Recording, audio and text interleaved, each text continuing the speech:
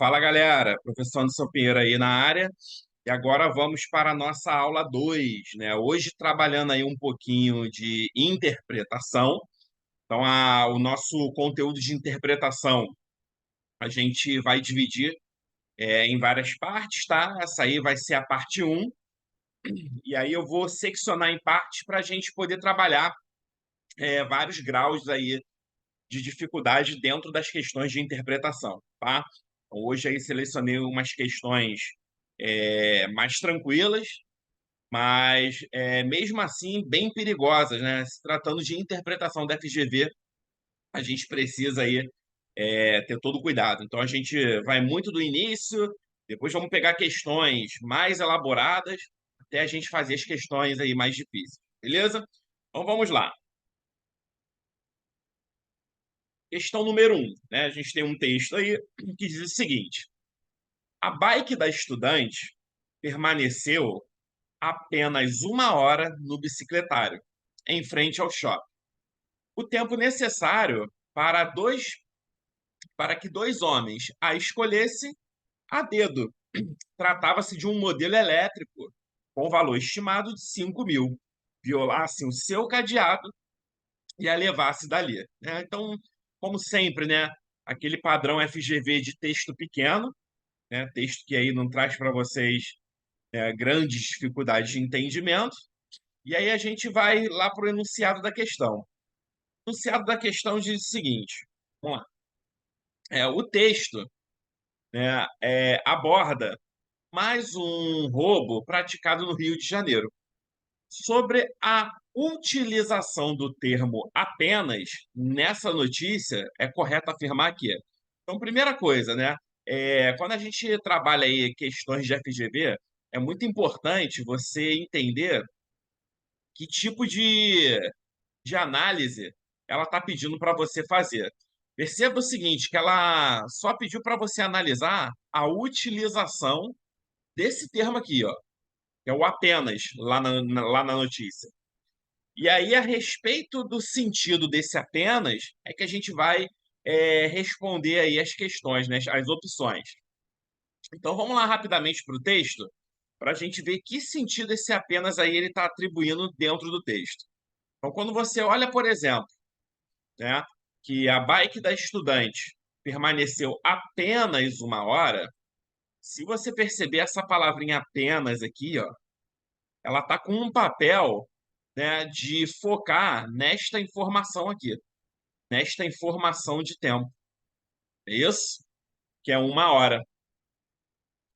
Então, se a gente observar, vamos pensar o seguinte: quando essa estudante ela deixou a bike lá no bicicletário do shopping, essa bike poderia ter ficado 3 horas, 4 horas, 10 horas, mas se você observar, dentre essas possibilidades que a gente tem aí de tempo em que aquela bicicleta poderia ficar, essa bike ficou apenas 1 hora. Apenas 1 hora. Então você vai ver que esse apenas, o que ele está fazendo aqui? Ele está fazendo uma restrição no tempo. Né? Isso aqui é um papel de restrição, né, no tempo. Sempre que você tiver, na verdade, a palavra apenas, a palavra só e a palavra somente, essas palavras elas sempre vão carregar essa ideia de restrição. Né? Quando eu falo, por exemplo, pô, fui ao shopping e comprei somente uma roupa. Dentre várias possibilidades de roupas que eu poderia ter comprado, ou até mesmo outras coisas que eu poderia ter comprado lá no shopping, eu só comprei somente uma roupa. Então você vai ver que esse somente aí está trabalhando aí uma ideia de restrição dentro do número de utensílios que eu poderia comprar, né? Por exemplo, eu posso falar, caramba, fui na festa e comi somente salgadinho. Dentre várias iguarias que a gente tem aí numa festa, pô, eu só comi o quê? O salgadinho. Então eu tô fazendo uma restrição aí dentro desse grupo de iguarias que eu tenho. Quando eu falo que a bike da estudante permaneceu apenas 1 hora, é óbvio, porque quando eu faço uma restrição, o que a gente subentende? Quando eu falo, por exemplo, fui ao shopping comprar roupa. Você fala, caramba, o Anderson vai lá e vai comprar uma quantidade razoável de roupas. É isso que a gente espera. Mas quando eu faço uma restrição, você vê que essa restrição, né, ela na verdade restringe aquilo que eu estava pensando anteriormente. Ou seja, você não comprou muita roupa, você comprou apenas uma roupa. Quando eu falo, por exemplo, que eu fui a uma festa, você pensa, caramba, ele deve ter comido várias coisas. Aí eu vou lá, ó, e contrario aquilo que você estava esperando. Não, eu comi apenas salgadinho, somente salgadinho. Então, quando a gente pensa que essa bike ficou lá no estacionamento do shopping, né? Quando ele coloca essa ideia aqui ó, de apenas uma hora, significa o seguinte, que essa bike ela poderia ter ficado mais tempo, só que ela ficou apenas uma hora. E aí, se você entender que esse apenas, no decorrer do texto, ele vai ganhando mais significado, fica muito mais fácil. Por quê? Essa bike, ela ficou apenas uma hora, né, no bicicletário em frente ao shopping. E aqui, ó, começa, ó, de novo, ó, o tempo necessário, tá? O tempo necessário para que dois homens a escolhesse a dedo, beleza? E depois que escolheram a dedo, o que que eles fizeram?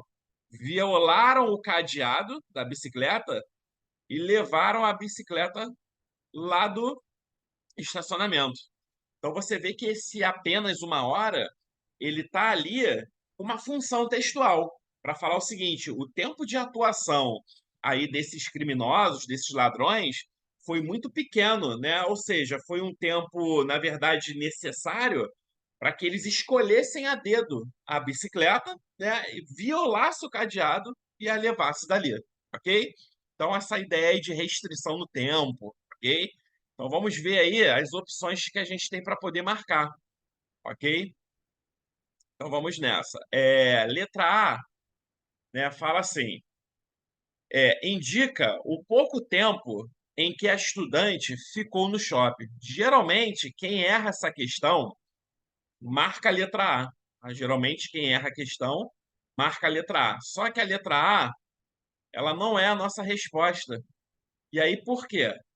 Porque indicar o pouco tempo em que a estudante ficou no shopping, esse apenas aí não está querendo indicar isso. Primeiro, nada me garante no texto que essa estudante ficou no shopping. Na verdade, ela deixou a bicicleta, que também não ficou no shopping, ficou no bicicletário do shopping, não é isso?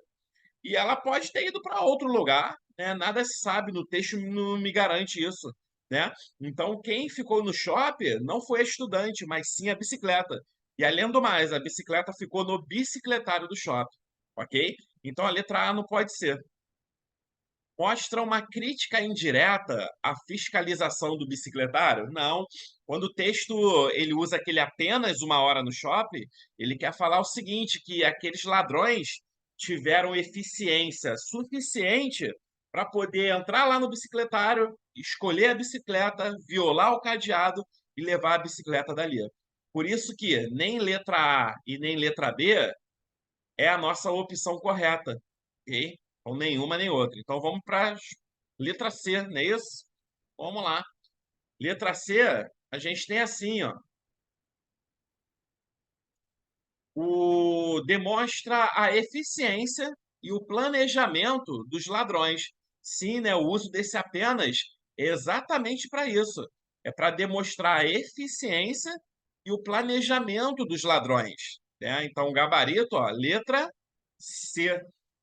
E aí, né, a gente vê que, na verdade, né, bate bonitinho com aquilo que a gente analisou lá no texto. Se ficou apenas uma hora, foi o tempo suficiente para esses ladrões levarem essa bicicleta, ok?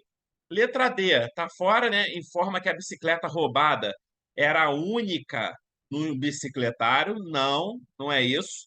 Até porque se o ladrão ele escolheu a bicicleta a dedo, né? Eu só posso ter uma escolha quando eu tenho mais de uma opção. Então, pelo menos ali no mínimo tinha duas bicicletas, né? Agora, para você escolher uma bicicleta a dedo, significa que a gente tinha uma quantidade aí suficiente de bicicleta. Bom, então letra D, fora. Letra E, insere uma opinião do autor do texto sobre a atuação da polícia.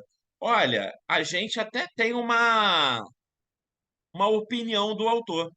Porque quando ele fala que essa bicicleta ficou apenas 1 hora e foi o tempo necessário para esses ladrões aí atuarem, isso é uma opinião, né?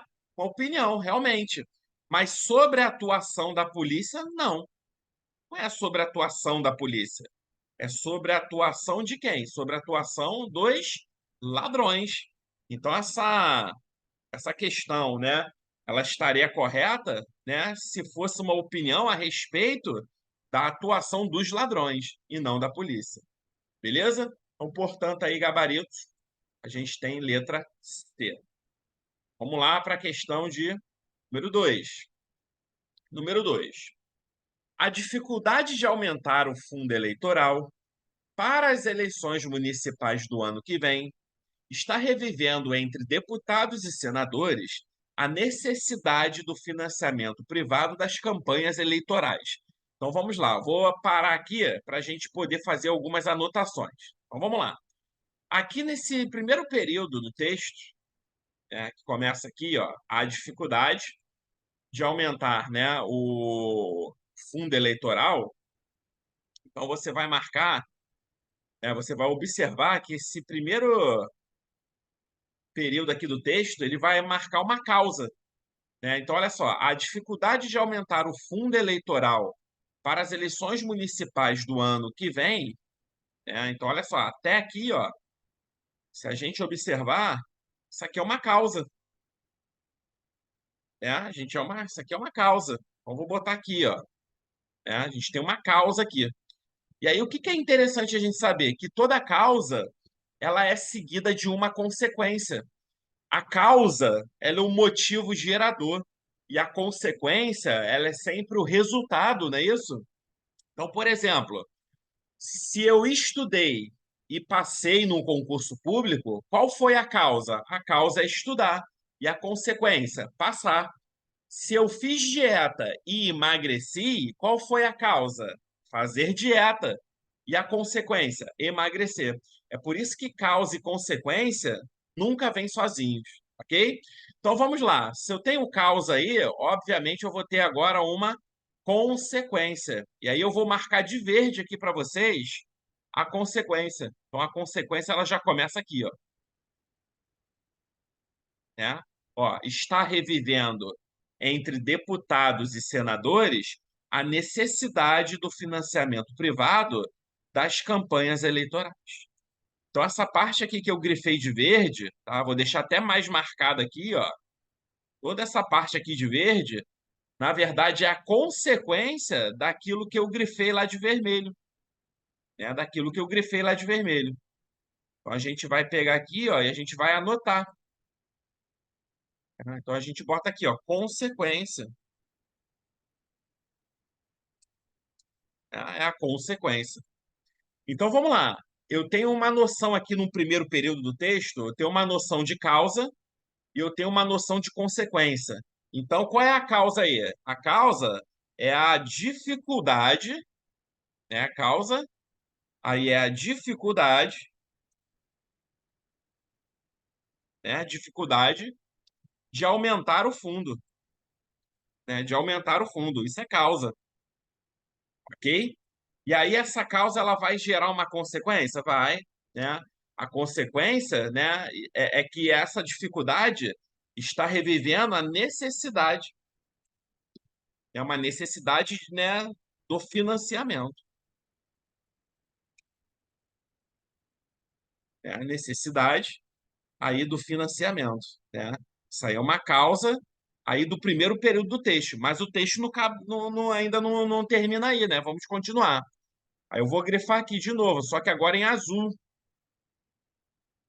E aí a gente vem. Aí fala, com o aumento do custo. Peraí. Então, com o aumento do custo, né, pela volta da propaganda no rádio e na televisão, olha aqui, aqui eu tenho outra causa. Né? Então, aqui o que eu tenho é outra causa. Então, vamos marcar aqui, ó, causa, ok? Qual vai ser a consequência? Consequência está aqui, ó. Vou botar para de amarelo. Olha a consequência. É o que vem depois, né? Então, ó, haverá, ó, aqui, ó, haverá, né, necessidade de um novo tipo de financiamento. Beleza? Então, isso aqui é a consequência que a gente tem, consequência. Beleza? Então, se a gente observar, esse texto aqui, ele trabalha com duas noções de causa e consequência.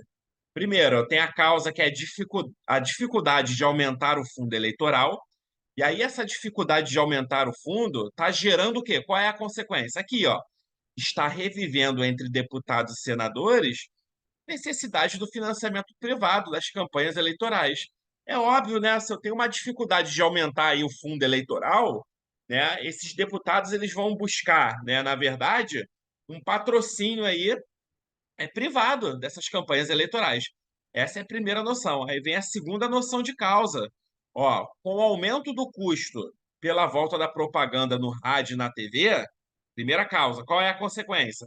Haverá necessidade de um novo tipo de financiamento privado.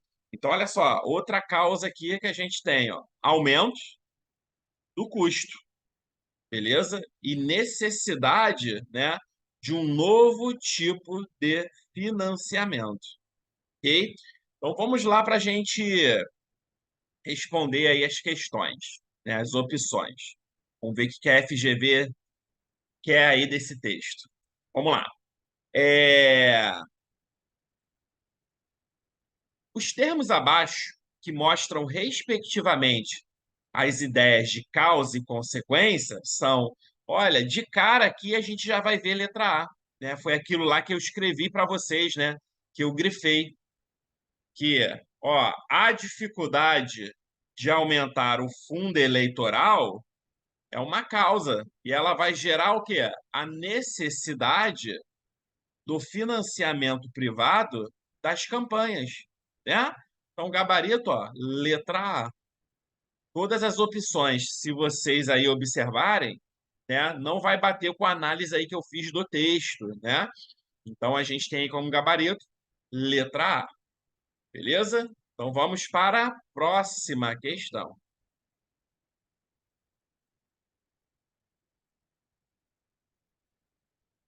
Bom, questão 3. Uma propaganda sobre o aniversário de um programa de notícias diz o seguinte. Vamos lá. O que essa propaganda diz? Ela fala o seguinte: o maior programa brasileiro completa 40 anos. Então está falando que esse programa brasileiro ele está aí, né, fazendo 4 décadas, ok? 40 anos. E aí continua, ó, a história de 4 décadas, né, do programa. Então, aqui, ó, história de 4 décadas do programa. O que esse programa faz? Ele registra, né? Registra. Então, essa é a atividade do programa. O que ele registra? Ele registra fatos, é isso? Mais relevantes da história mundial, né? Bem como aqui, ó, é uma adição.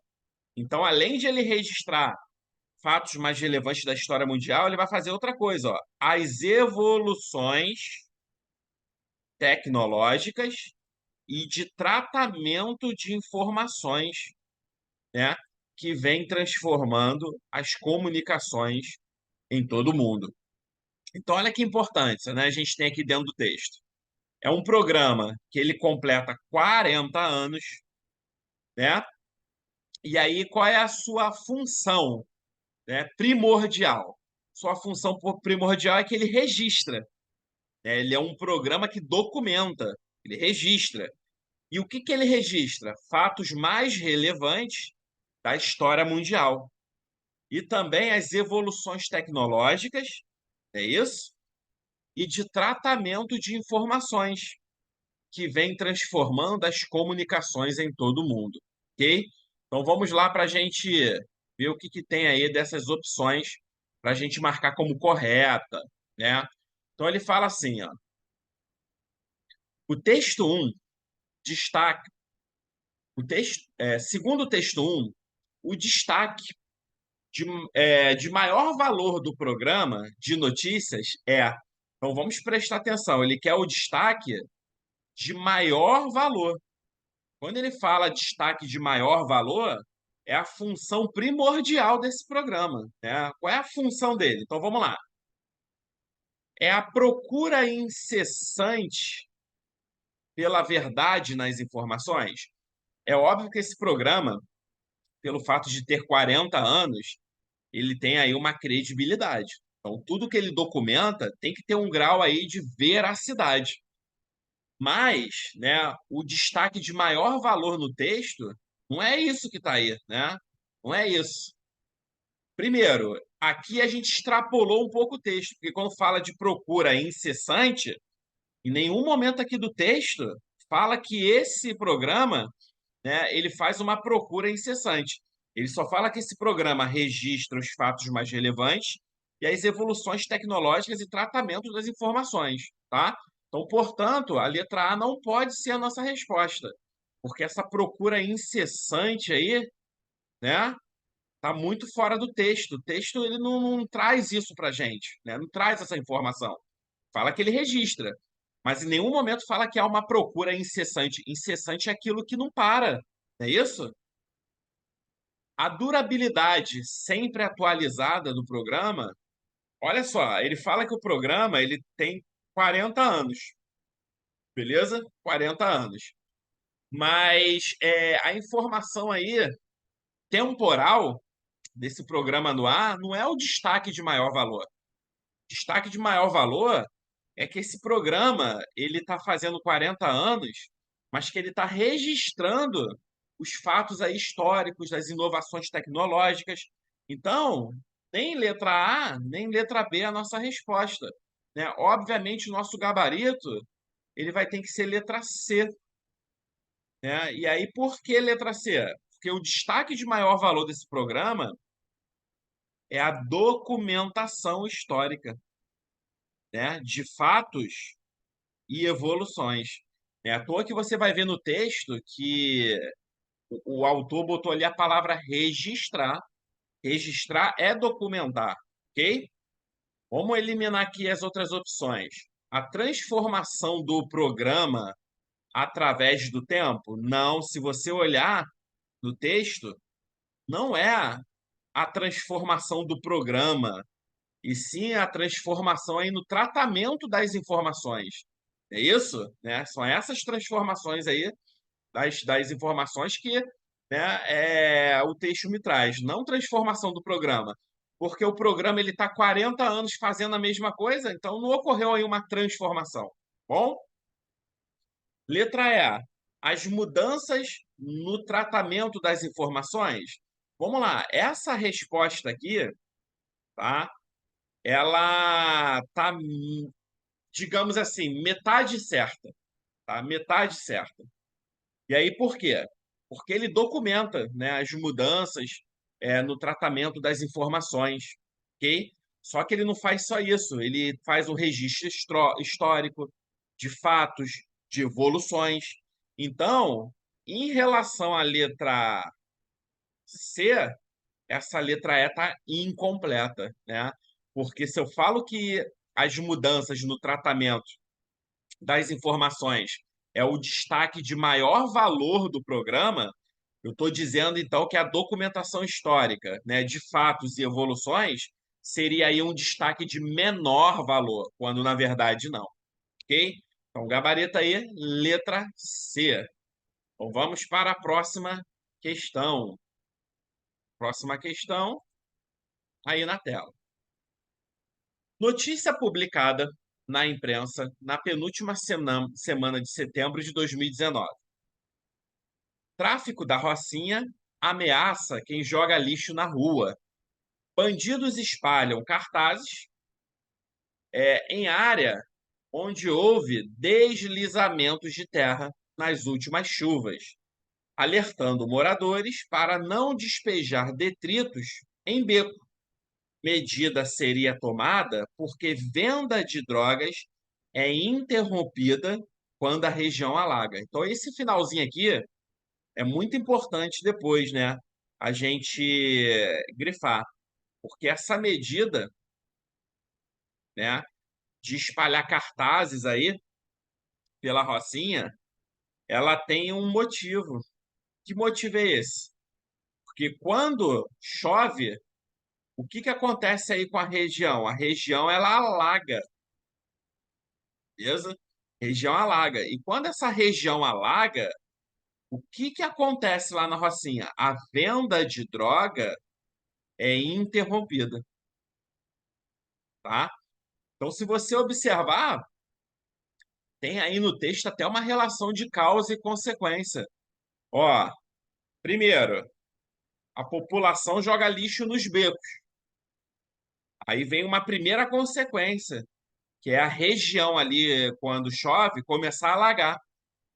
E aí depois vem uma outra consequência. Quando alaga, né, os usuários não conseguem chegar nos becos, eles não conseguem comercializar ali, né, as drogas, né? Então a gente tem essa medida aí, né, essa relação de causa e consequência. Pô, beleza, vamos ver aí o que a FGV traz, né, de opção aí para a gente poder marcar. Aí ela fala assim: sobre a estruturação do texto 2, é incorreto afirmar que, né? Então, olha só, é incorreto. Ela quer a afirmativa errada. Então, ela fala o seguinte, ó: a palavra tráfico é empregada, né, em lugar de traficante. Bom, quando ela fala que o tráfico, né, espalhou cartazes, é óbvio que eu estou falando de traficante. Então tá certo no texto, né? A palavra tráfico, ela é empregada no lugar de traficante. É isso? Então, essa afirmativa está correta. O que ela quer é incorreta, né? Lembrando, ó, ela quer uma afirmativa errada, tá? Então, letra A não pode ser, porque a letra A é uma afirmativa correta. A forma verbal houve, né, está empregada corretamente? Sim, né? Quando a gente tem o verbo haver, né, quando a gente tem o verbo haver com o sentido de ocorrer ou com o sentido de existir, né, o verbo haver ele não vai ter sujeito. E aí, o que que é um verbo sem sujeito, né? É um verbo que ele só vai ter o predicado, né? Ele vai ser, na verdade, só o predicado da oração. Então, quando a gente tem um verbo aí sem sujeito, no caso aí o verbo haver, quando eu tenho a construção, ó, houve deslizamentos, ok? E aí a gente usa aqui o verbo haver, a gente chega à conclusão que deslizamento aqui, ó, não pode ser sujeito do verbo haver.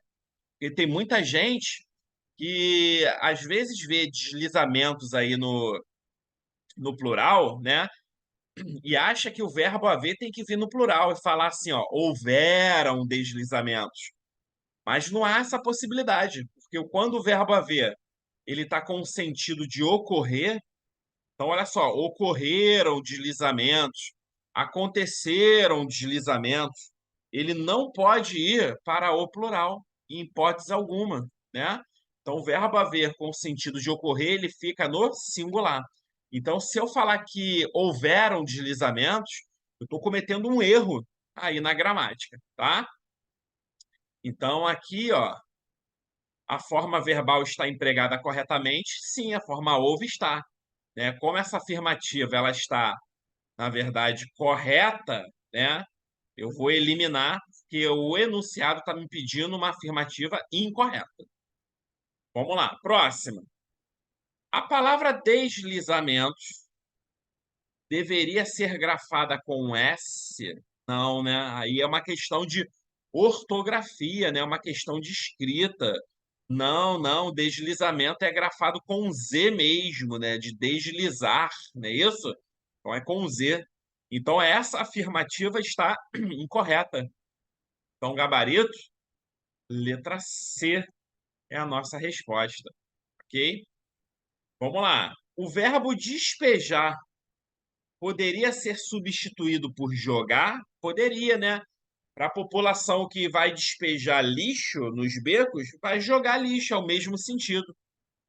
E a palavra região se refere aos becos em geral? Sim, se refere aos becos, que é o local ali onde os traficantes eles vão comercializar a droga, ok? Então, o gabarito dessa questão aí, letra C. Bom, vamos continuar aí na nossa análise. Próxima questão. No caso do texto 2, a finalidade dos cartazes espalhados na Rocinha é. Então, aqui a gente está falando referente ao mesmo texto, tá? Mesmo texto.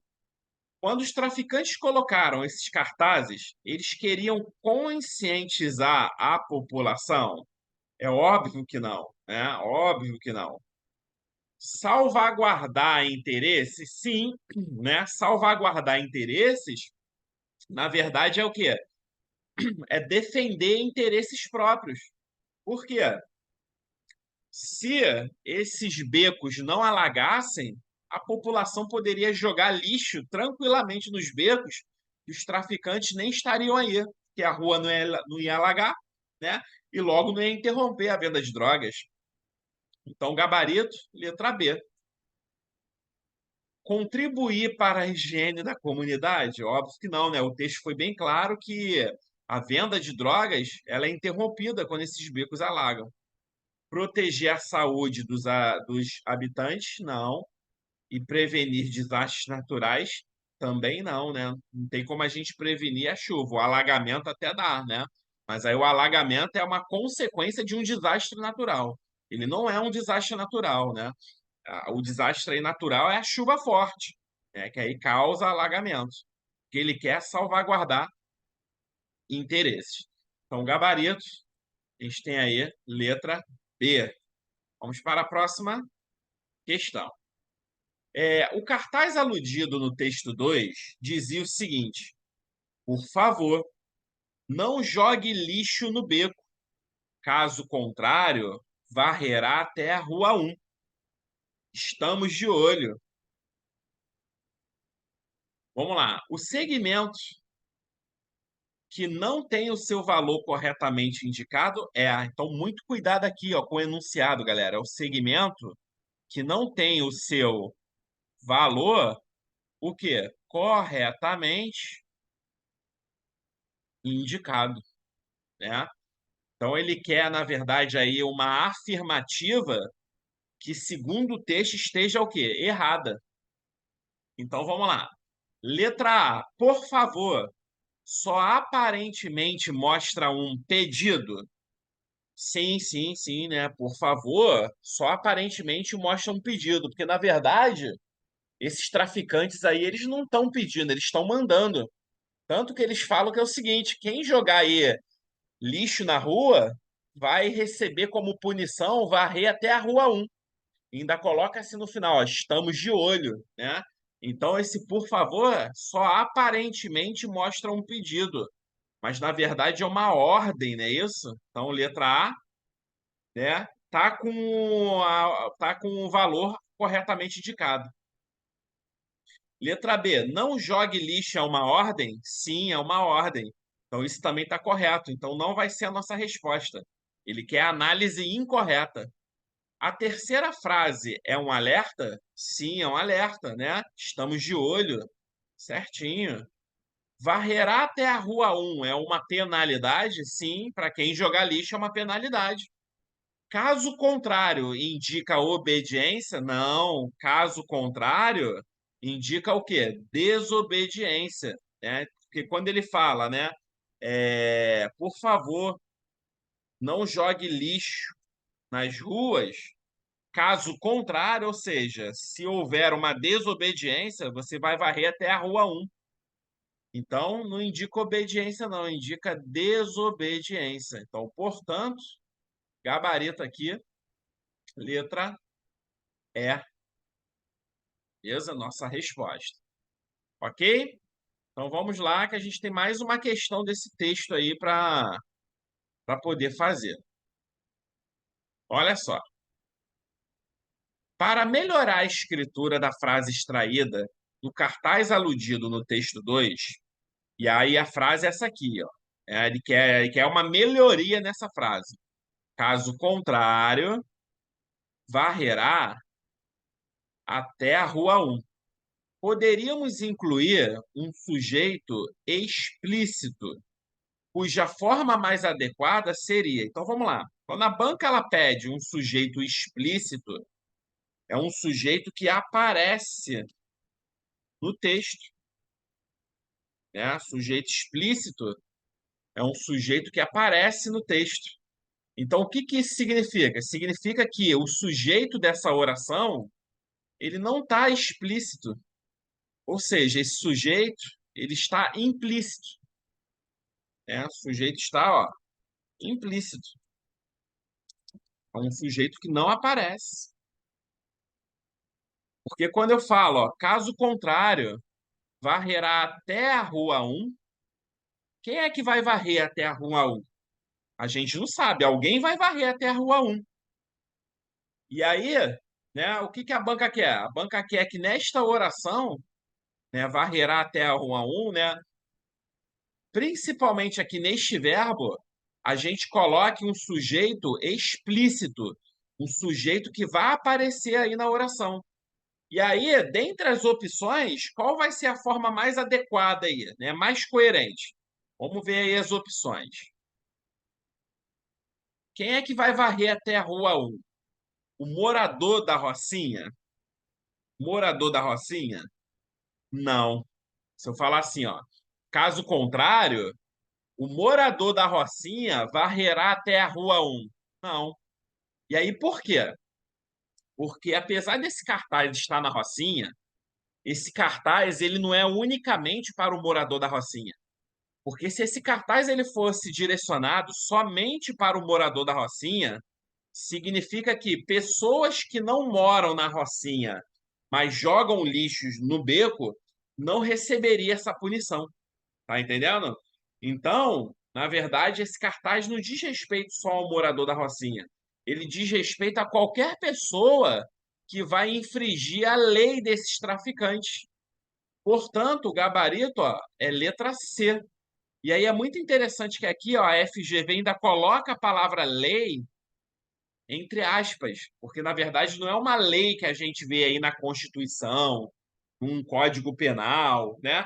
É uma lei aí paralela, né? Que é a lei dos traficantes, ok? Então é qualquer infrator. Quando eu falo que é qualquer infrator, eu estou englobando o morador da Rocinha, eu estou englobando o turista, eu estou englobando uma pessoa que não mora na Rocinha e aí vai visitar um amigo, né? Eu estou englobando qualquer pessoa, porque quando eu falo que é morador da Rocinha, né? Ou seja, é só o morador da Rocinha que receberia essa punição, quando na verdade não. Então, ó, o habitante descuidado está fora, a facção rival muito menos, o traficante da comunidade muito menos, tá? Então, na verdade, quem vai varrer até a rua 1, ó, é o infrator da lei. E aí o que acontece? Dentro do infrator da lei, o que que eu estou fazendo? Eu estou englobando, né, um monte de pessoas. Eu englobo o morador da Rocinha, né? Eu englobo, na verdade, né? Ó, e aí, se você observar, ó, letra A e letra B já se excluem, porque o morador da Rocinha, né, e o habitante descuidado, os dois moram na Rocinha, né? Eu estou aqui englobando um turista, né? Eu estou aqui englobando até mesmo um traficante, ok? Então, aqui é a nossa resposta, letra C. Ok? Beleza, vamos para a próxima questão. Próxima questão diz o seguinte, vou botar aqui. Bom, o tema da velhice foi objeto de estudo de brilhantes filósofos ao longo do tempo. Então, olha só, esse texto aqui, ele tem como tema a velhice. E aí, o que que ele fala? Ele fala que a velhice foi objeto de quê? De estudo, né? De brilhantes filósofos ao longo do tempo. Então, ele está dizendo que muitos filósofos estudaram a temática aí da velhice. Aí ele destaca aqui, ó, um dos melhores livros sobre o assunto foi escrito pelo pensador e orador Cícero. Então, dentre esses brilhantes filósofos, ele está destacando um aqui, ó, que é o Cícero, né? E o livro dele é A Arte do Envelhecimento.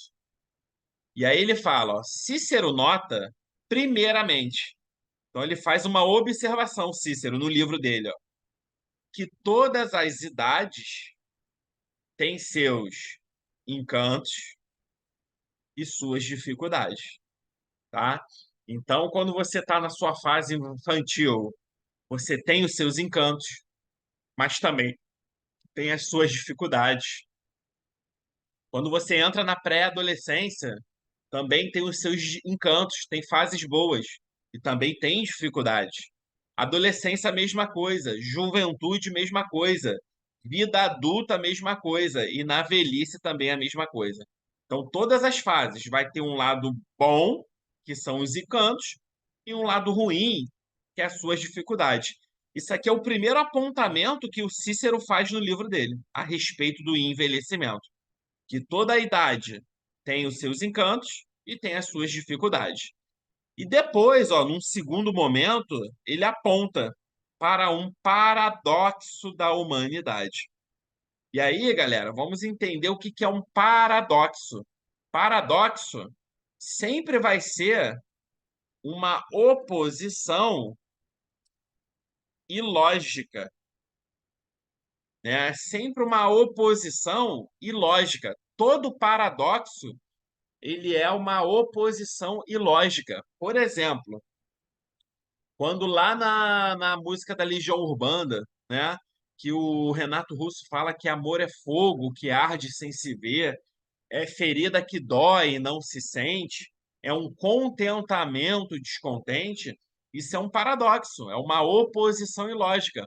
Como que o amor ele vai ser uma ferida que dói e não se sente? Tudo que dói eu sinto. Como que é uma dor que desatina sem doer? É um contentamento, mas ao mesmo tempo descontente, não é isso? Então, todo paradoxo é uma ideia de oposição, que é uma oposição ilógica. E aí vamos ver que paradoxo é esse da humanidade. Olha o paradoxo, vou botar aqui em cor diferente. Ele fala o seguinte, ó, que todos sonhamos em ter uma vida longa. Tá? Então, isso aqui é o começo paradoxo, ó, aqui em verde. Ó. Todos sonhamos em ter uma vida longa. E aí o texto né, te explica, ó, vida longa aqui, o que que significa? Significa viver muito. Então, isso aqui é o nosso sonho, beleza? Viver vários anos.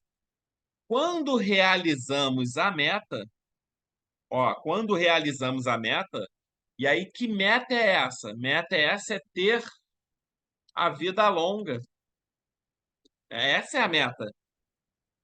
Em vez de celebrar o feito, óbvio, né? Por que que a gente vai celebrar? Porque era um sonho, pô.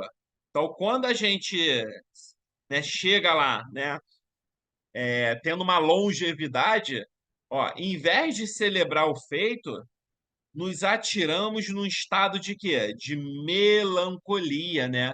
E aí, melancolia aqui é uma espécie de tristeza, é uma espécie de tristeza, né? Então, esse é o paradoxo. Porque a gente sonha, na verdade, em viver muito, mas quando a gente atinge a meta, a gente fica triste com isso, né? Então, é esse que é o paradoxo, ok? Então, vamos lá para as opções, para a gente ver o que que tem aí de opção, ok? Beleza. Bom, o paradoxo a que alude o texto é, beleza? Ter que envelhecer, apesar de não gostar da velhice? Não, o paradoxo é o seguinte: a gente sonha em ter uma vida longa, mas quando a gente atinge essa longevidade, a gente fica triste com isso, né? Então, olha só, gabarito aqui só pode ser letra B. Esse que é o paradoxo, ó. Procurar viver muito e ó, depois ficar triste com isso. É uma espécie de incoerência, né? Uma espécie de incoerência. Então, gabarito, letra B, ok? Ver na velhice somente os encantos e não as dificuldades não é o paradoxo, né? Isso é o que o Cícero fala, né? É o primeiro momento. Acreditar na vida eterna, né? E ver a morte chegar, não, aqui não é vida eterna, né? A gente só quer viver muito, não quer viver para sempre. Sonhar com uma vida longa e desejar morrer jovem, não, a gente só sonha com uma vida longa. O problema é que quando a gente atinge a vida longa, a gente não deseja morrer, a gente fica triste com isso. Então, gabarito aí, bravo, letra B. Ok? Então vamos, questão número 9. Beleza? 9. O salário de um deputado federal é em valor bruto de 33.763, que representa o teto do serviço público. Os parlamentares têm ainda direito a inúmeros benefícios, como reembolso de despesas médicas, auxílio moradia, verba de gabinete. Ok? Então vamos lá. Questão. Esse texto informativo do jornal Metro, né, de 17/9/2018, responde a seguinte pergunta. Então, olha só, o que essa questão ela está querendo? Vamos supor que eu te faça uma pergunta. E aí, como resposta, você me responderia isso aqui, ó, que está no texto. Então, a sua resposta à minha pergunta seria esse texto aqui, tá bom? Então, qual seria a resposta mais adequada? Então, se eu falar assim, meu caro candidato, é justo o salário dos deputados federais? Aí você me responderia assim, ó, o salário de um deputado federal é, em valor bruto, 33.700. Eu não estou perguntando quanto é, estou perguntando quanto é justo, estou perguntando se é justo. Então, esse texto ele não responde à pergunta da letra A. Se eu falo, meu caro candidato, quanto ganham os deputados federais? Aí você me responderia: o salário de um deputado federal é em valor bruto de 33.763, que representa o teto do serviço público. Os parlamentares têm ainda direito a inúmeros benefícios, como reembolso de despesas médicas, auxílio moradia e verba de gabinete. Então, realmente, né? Letra B seria aí uma pergunta adequada, tendo esse texto como resposta. Então, gabarito, letra B. Vamos ver aqui, ó. Quais os benefícios recebidos pelos deputados federais? Né? Benefícios aí recebidos, né? A gente tem ó, o salário de deputado federal é em valor bruto. Eu não perguntei o valor bruto, eu só perguntei os benefícios. Ok? Qual o salário líquido de um deputado federal? Aí, se eu responder ó, o salário de um deputado federal em valor bruto, eu perguntei o líquido, não quero saber o bruto. Os ganhos de deputados federais são imorais? Dá uma vontade de responder letra E, né? Dá muita vontade.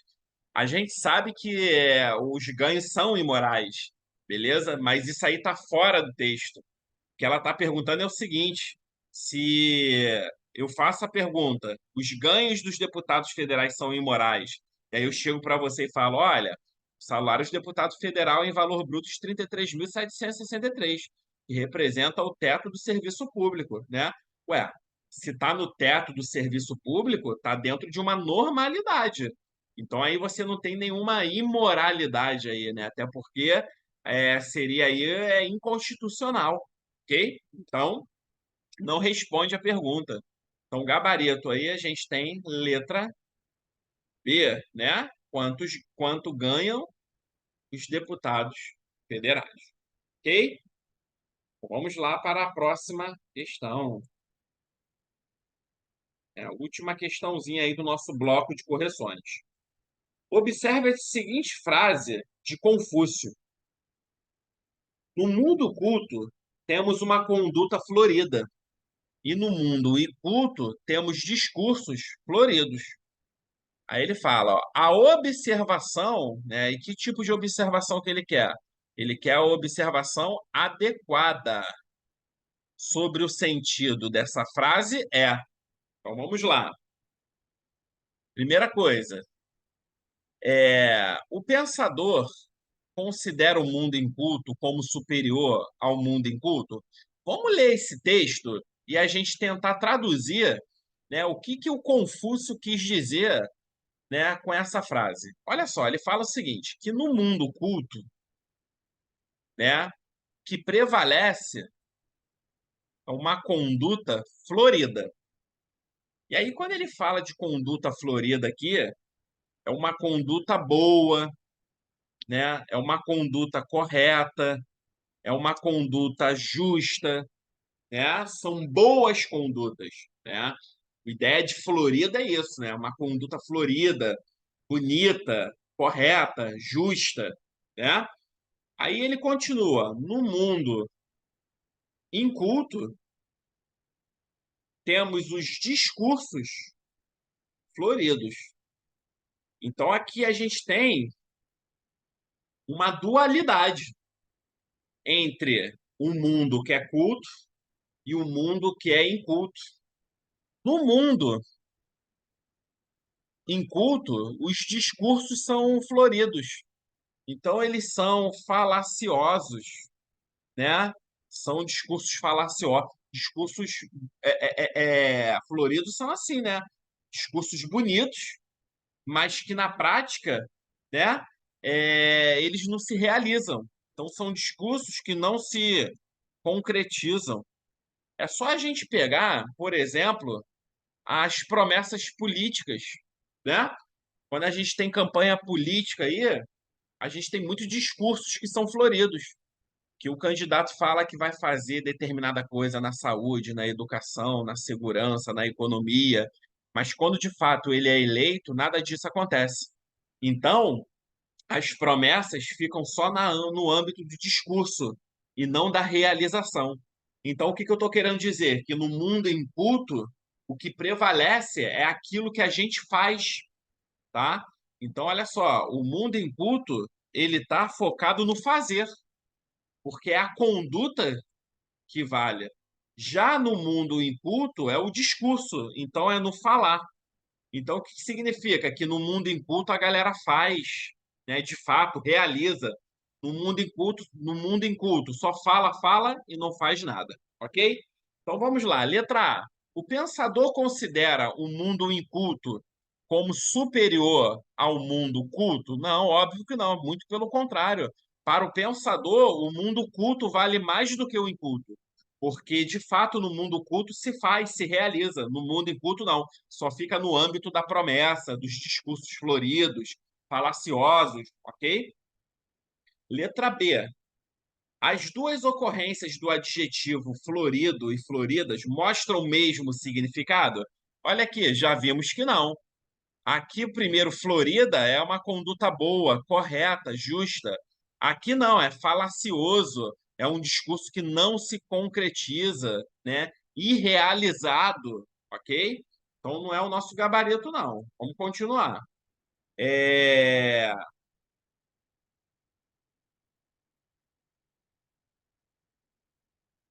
Entre as duas frases do pensamento, tem-se uma oposição? Sim, tem uma oposição, sim. Uma oposição é um contraste, não é isso? É um contraste. E que contraste é esse entre o mundo culto e o mundo inculto? No mundo culto, a gente preza pelo fazer. No mundo inculto, pelo falar, falar, falar e não fazer nada. Então, gabarito aqui, ó, letra C.